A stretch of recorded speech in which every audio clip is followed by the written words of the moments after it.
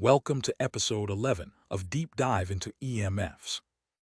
In this episode, we continue the conversation from episode 10, diving into part 2 of EMF and radiofrequency radiation, biological effects and safety needs.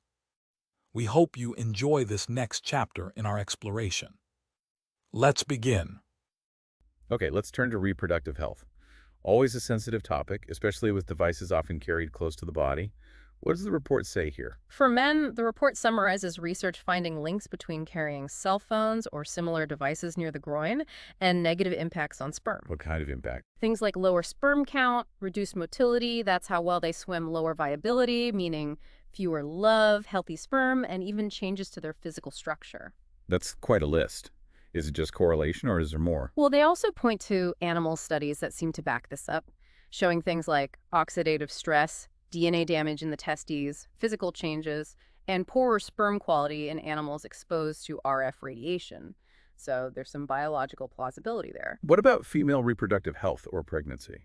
It's touched on more briefly. The report mentions potential heightened sensitivity during pregnancy to non-thermal microwave exposures and generally calls for a precautionary approach, especially for protecting children and pregnant women from high exposures during critical development stages. Caution seems to be a recurring theme. Now, linking some of these potential biological effects together, the report discusses autism spectrum disorder, ASD. What's the proposed connection? This is presented more as a hypothesis in the report. They suggest that exposure to EMF and RF radiation is a plausible biological mechanism that could contribute to ASD. Plausible. How so?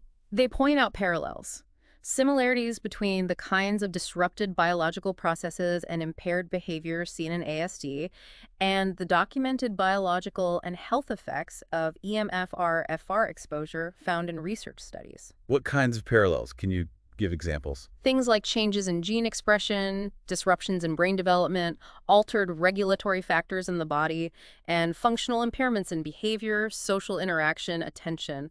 Many areas where effects of EMF have been studied sometimes mirror challenges seen in ASD. That's a very significant hypothesis. Yeah. And based on this, they make recommendations for kids with neurological issues. Yes, quite specific ones. They strongly advise providing wired, not wireless environments, learning, living, sleeping, for children who already have neurological challenges like issues with cognition, learning, attention, or behavior. Wired, not wireless. Right. And they caution schools against going fully wireless, suggesting wired setups are probably better for learning anyway, and could avoid potential long-term health issues for students and staff. They even suggest monitoring and offering wired options for families who prefer them. Wow, okay. A very strong precautionary stance there, especially regarding potentially vulnerable children. The report also mentions Alzheimer's disease. What's the potential link explored there? They discuss evidence pointing to a possible connection between ELF magnetic field exposure and Alzheimer's. One proposed pathway involves ELF increasing levels of peripheral amyloid beta. The protein associated with Alzheimer's plaques. Exactly. And potentially increasing amyloid beta production within brain cells, too. Another factor is melatonin again. Melatonin comes up a lot. It does. We know melatonin seems to have protective effects against Alzheimer's, and the report highlights findings that suggest long-term ELF exposure can lower melatonin production. So the idea is ELF lowers melatonin, and lower melatonin increases Alzheimer's risk. That's the potential connection they outline, yes. Reducing a protective factor could make the brain more vulnerable. Okay, another concerning potential link. Now, the report talks about a cellular stress response. What is that exactly? It's basically a defense mechanism. When cells sense something potentially harmful in their environment, which can include EMFs, they activate this stress response and start producing specific proteins called stress proteins. Like sounding an alarm bell inside the cell. Sort of, yes. Trying to protect themselves and repair any damage. And the key finding highlighted is that this response happens with both ELF and RF exposure. Why is that significant? Because it happens in the ELF range where there's basically no heating effect, yet the cells still react. This strongly suggests non-thermal mechanisms are at play. The report points out the energy needed to trigger this in ELF is incredibly low, like 1 billion times lower than in RF, yet the cells still respond. 1 billion times lower energy, but the same alarm bells. Exactly, which really undermines the idea that only heating causes biological effects. It suggests a direct interaction between EMF and cell biology, maybe even with DNA itself. That's a powerful point. So, Okay, digging deeper into neurological effects, specifically from RF radiation in animal studies.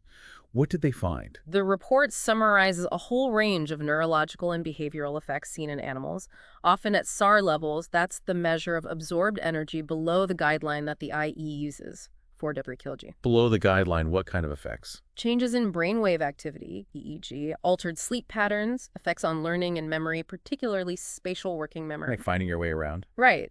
And also effects on operant behavior, which is learning through consequences. So quite fundamental brain functions seem to be affected in these studies. And it's not just if there's an effect, but how. Exactly.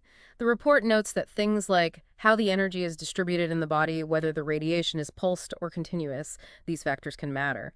They also mention studies showing interactions between RF and key neurotransmitter systems in the brain, like the cholinergic, opioid, and benzodiazepine systems. Systems involved in memory, pain, anxiety. Right, all crucial regulatory systems. What about effects on development? Exposure during pregnancy or early life? Yes. They cover studies on perinatal exposure. The results are a bit mixed. Some studies didn't find significant long-term effects, but others did show differences later in life in things like neuroimmunity, stress responses, or behavior, depending on when the exposure happened. There are also studies specifically linking microwave exposure to problems with learning and memory, possibly related to impairing long-term potentiation that's key for memory formation, and even causing physical changes in the hippocampus. The memory center of the brain. So, still an active area of research, but definitely some warning signs there, especially for development. Another common concern is the blood-brain barrier.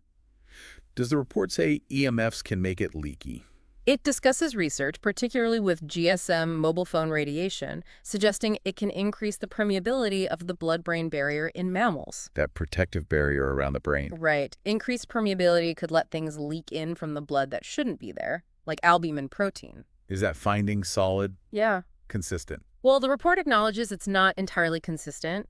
Yeah. Some studies confirmed leakage at various exposure levels and time points, but others didn't find statistically significant effects. So it's another area where more research is probably needed to clarify the exact conditions under which this might happen. Okay, understandable complexity.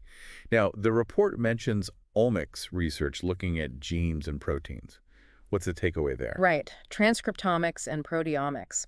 These studies look broadly at how ELF or RF exposure affects which genes are turned on or off and which proteins are being produced in cells. And what are they finding? Some studies have reported changes in gene and protein expression even at exposure levels below the ICNIRP guidelines. Below the guidelines again. But do we know what these changes mean? That's the catch. For the most part, no. We can see changes happening at the molecular level, but the actual biological consequence, whether it's harmful, helpful, or neutral in the long run, is often still unclear and needs a lot more investigation. I see.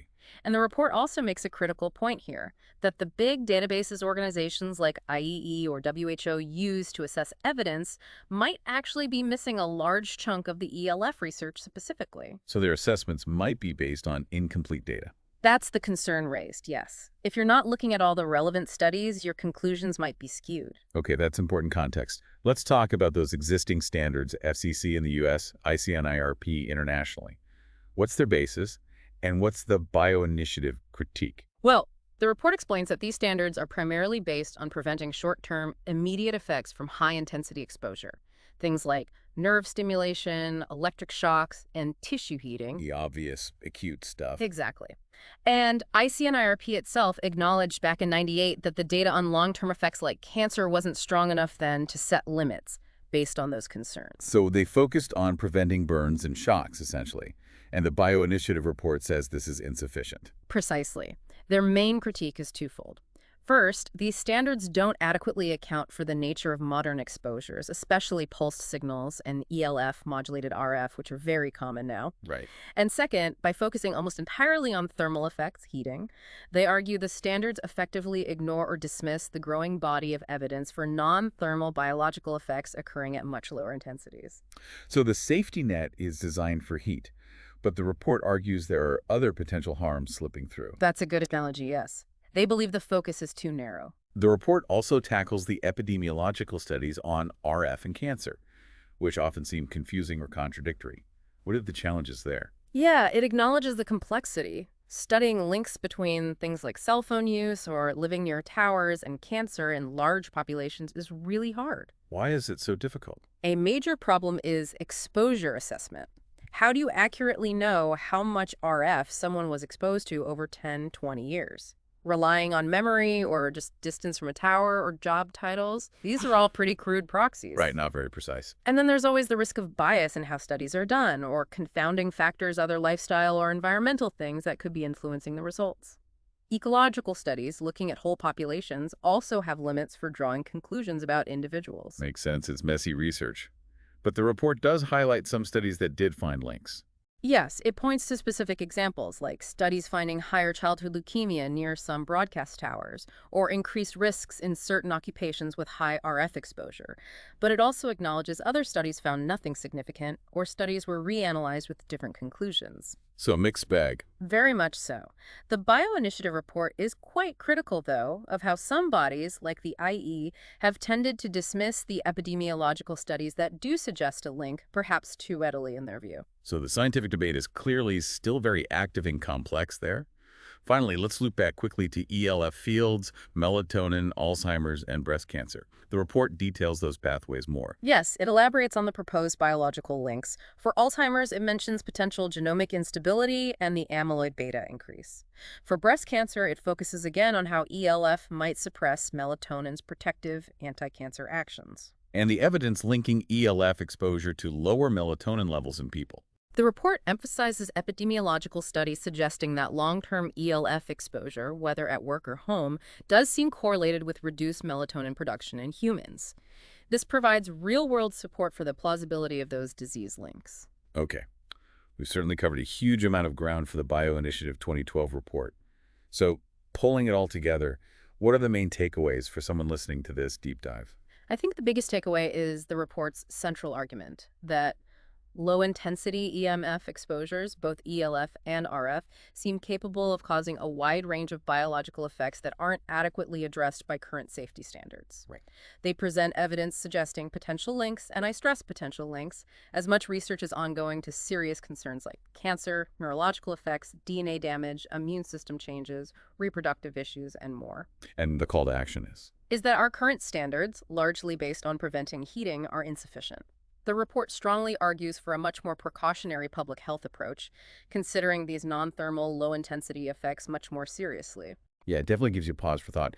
For me, that detail about the cellular stress response being triggered by energy levels a billion times lower in ELF compared to RF, that really stuck with me. It's a striking comparison, isn't it? It really highlights the non-thermal aspect. And the fact that Sweden recognizes EHS as a functional impairment, it shows it's having tangible impacts on people's lives, even if the mechanisms aren't fully agreed upon everywhere. Absolutely. And that potential disruption of melatonin by EMFs, melatonin is just so fundamental to so many processes. That link is particularly intriguing and potentially far-reaching. Definitely. So thinking about all this, the final provocative thought for you, our listener, is this. Given this information from the Bioinitiative Report, what questions does it spark for you about your own daily EMF exposures? About the direction we're heading with wireless tech? What more would you want to know? It's definitely worth pondering. And for those who want to go deeper, the full Bioinitiative 2012 report is publicly available online. It's dense, but it contains all the details and references to the original studies. Lots of other resources out there too, of course. Absolutely. Well, thanks for joining us on this deep dive into a complex and really important subject. We hope it's been illuminating. Until next time.